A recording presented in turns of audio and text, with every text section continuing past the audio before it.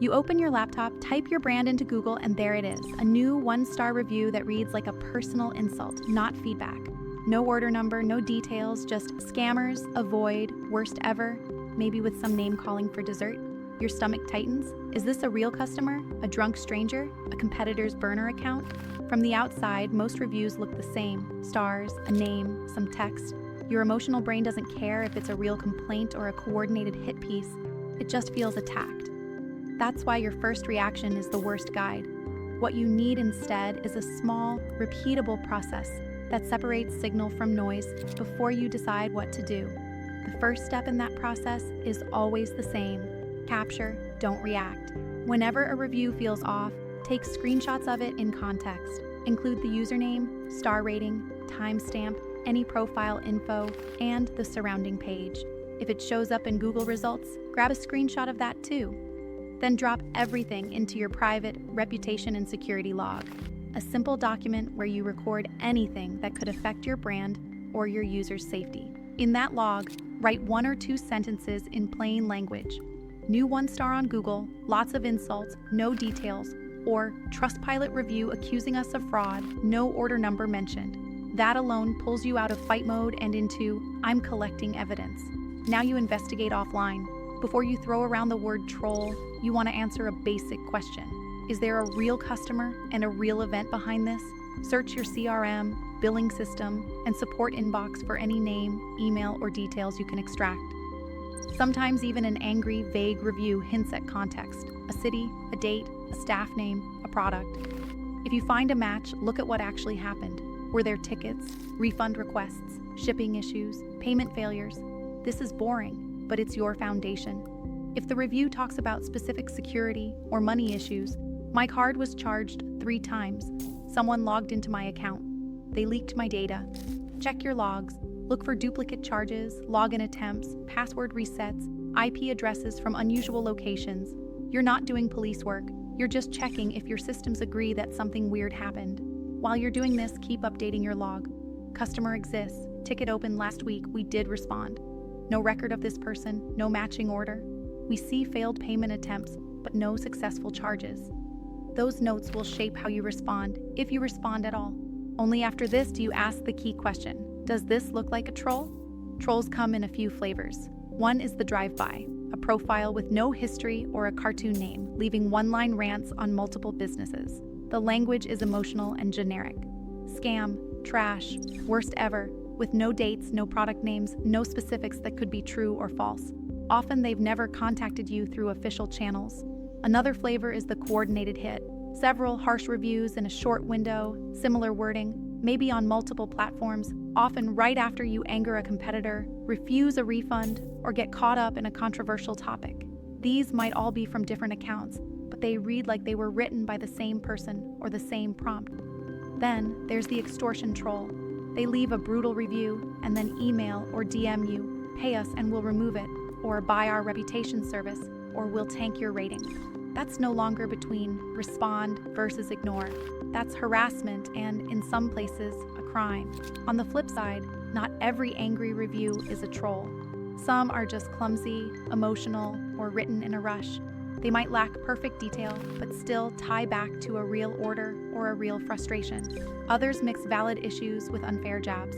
Those are still worth engaging with, even if they sting. So how do you decide when to respond and when to ignore? Think of 3 simple questions you can ask yourself for each review.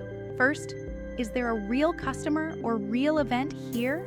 If you can map the review to a genuine transaction, booking, support ticket, or interaction, there's something to work with. That leans toward responding. Second, is there a risk or signal here? If the review mentions security problems, fraud, double charges, data leaks, or account access issues, you treat it as a potential incident, not just a PR problem. Even if the tone is hostile, you don't ignore it. You investigate, fix what you can, and reply enough to show you take safety seriously. Third, is there an audience who needs to see my professionalism? Remember, you're not really talking to the reviewer, you're talking to future clients, partners, or employers. If the review sits on a high visibility page, your Google Business panel, a top app store, a major SaaS directory, having no reply at all can make you look absent. In those cases, A short professional answer may help you more than silence, even if the reviewer never engages. Now flip those questions. If you can't tie the review to any customer or event, if it contains no specifics to investigate, if it's buried on a low-traffic site you don't really use, and if the profile clearly looks like a burner used to abuse multiple businesses, replying might not help you. In many troll cases, engagement is food. When you answer, they know they've got your attention and may escalate. That doesn't mean you pretend it never happened. You still document, you still report, you still watch for patterns. You just don't give them the public back and forth they want. Let's walk through both paths.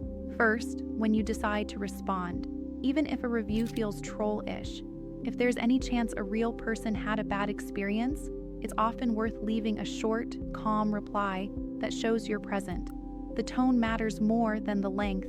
You're aiming for professional and slightly detached, not begging for approval or snapping back. A typical response might sound like this in your own voice. Thanks for taking the time to leave a review. We've checked our records and we're not seeing a matching order or support ticket under this name, but we'd genuinely like to understand what happened. If you're open to it, please email us at official address with any details so we can look into it. That sentence does three things. It opens with thank you, which signals self-control. It anchors you to your systems. We checked our records, which reassures onlookers that you care about facts. And it offers a private channel so you don't turn the review thread into a public argument. If your investigation shows you really did mess up, you can be more direct. Thank you for sharing this.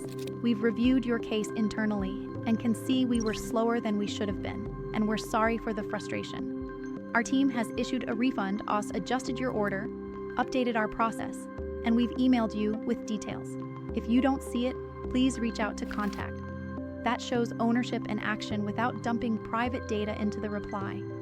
If the review hints at security issues, your reply needs to show seriousness without revealing operational detail. Something like, "Thank you for flagging this. We take any report of unauthorized access very seriously. Our security team is investigating, and we've reached out to you directly via the email on your account.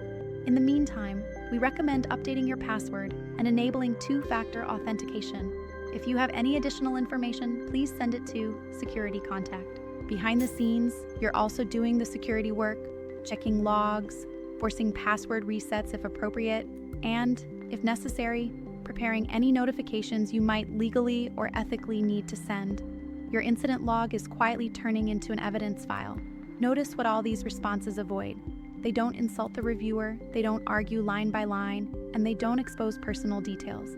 They're designed for everyone else reading, more than for the person who posted. Now, when do you lean toward ignoring? If the review is pure name-calling with zero substance, from a profile that has never interacted with you, with no sign of a real transaction, sometimes the most professional move is to not get dragged onto their stage. You still do your homework. You still check that there's no hidden signal. You still report the review to the platform if it breaks obvious rules about hate speech, explicit language, or harassment. But you don't necessarily give them a public answer to bounce off.